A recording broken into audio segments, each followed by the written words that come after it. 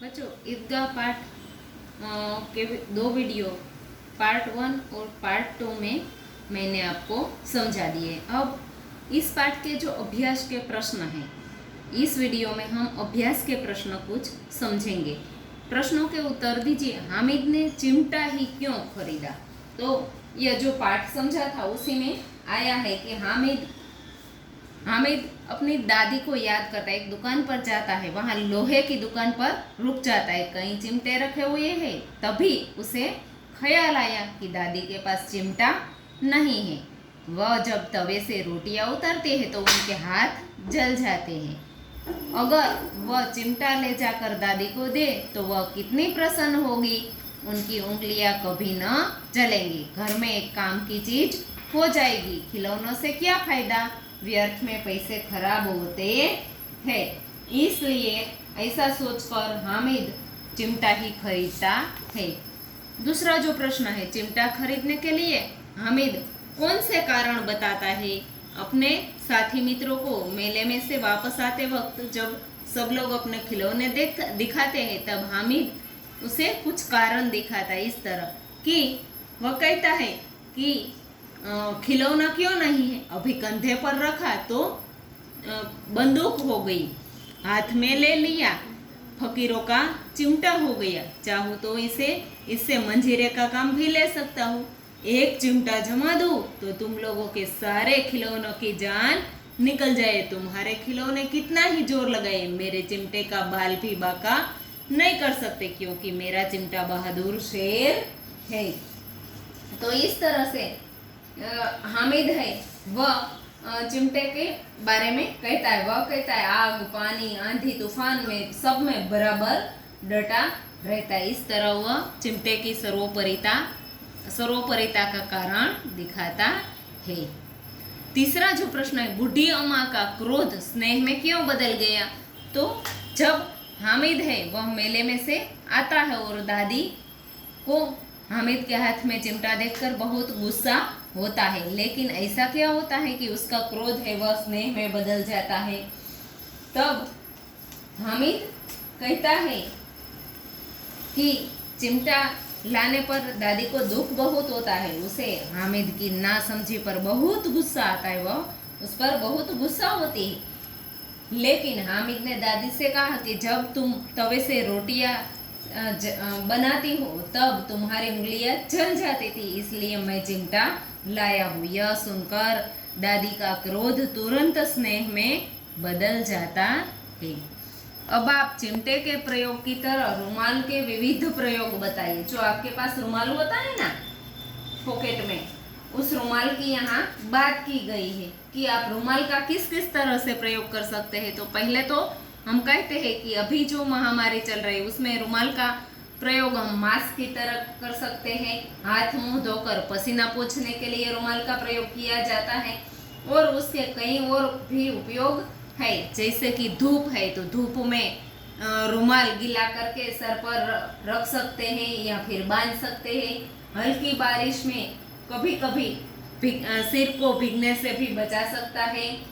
अगर हमारे पास थैली नहीं और हम सब्जी या कुछ लेने गए हैं तो उसे थैली की जगह भी काम में ले सकते हैं। और रुमाल से जादू के खेल भी दिखाए जा सकते हैं। तो इस तरह से रुमाल के अलग अलग प्रयोग हम कर सकते हैं।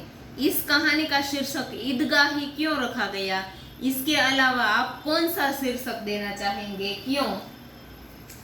तो ये जो कहानी है उसमें कहानी का जो पूरा वर्णन है वह ईदगाह के मेले का वर्णन किया गया है। इस मेले में हामिद भी सभी लड़कों के साथ मेले में जाता है।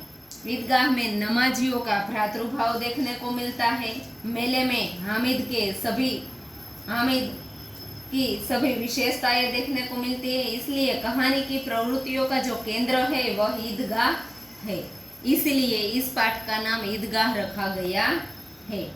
इसके अलावा इसे हामिद का चिमटा या ईदगाह के मेले में ऐसे भी शीर्षक दे सकते हैं।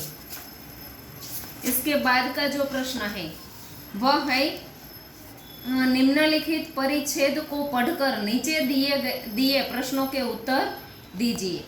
ये जो पैराग्राफ है बच्चों, ये पैराग्राफ पूरा पढ़ना है और ये पैराग्राफ पढ़ने के बाद यहाँ जो प्रश्न दिए गए हैं उसके उत्तर पैराग्राफ में से ढूंढकर आपको लिखने हैं, परिच्छेद में से ढूंढकर। तो यहाँ ऐतिहासिक ग्रंथों में परोपकार के कौन कौन से उदाहरण मिलते हैं? तो हमारे इतिहास और पुराणों में परोपकार के अनेक उदाहरण मिलते हैं। दधीची ने मानव कल्याण तथा असुरों के संहार के लिए अपना शरीर त्याग दिया। राजा शिबी ने पंडुप के प्राण की रक्षा के लिए अंगदान किए। महर्षि दयानंद ने विष मिलाकर प्राण लेने वाले अपने रसोइये जगन्नाथ के प्राणों की रक्षा धन देकर की। इस तरह से उदाहरण हमें मिलते हैं। ऋषि मुनियों ने हमें क्या सीख दी है?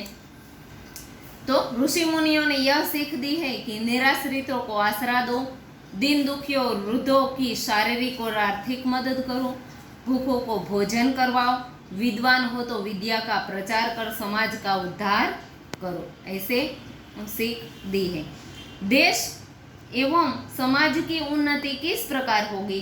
तो सभी अपनी सामर्थ्य और शक्ति के अनुसार परोपकार करते रहे तो समाज एवं देश की उन्नति होती रहेगी तथा वसुधैव कुटुंबकम की भावना फैलेगी।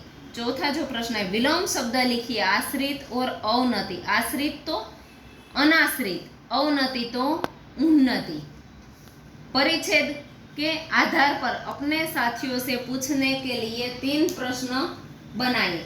तो ये जो परिच्छेद है, इस परिच्छेद में से अपने साथी मित्र को पूछने के लिए आप अलग अलग प्रश्न बनाइए। जैसे कि पहला है कि इस पैराग्राफ में कैसे उदाहरण देखने को मिलते हैं? तो इतिहास और पुराणों में परोपकार के उदाहरण मिलते हैं, ऐसा लिख सकते हैं। तो इस तरह से आपको इनमें से 3 प्रश्न बनाने हैं।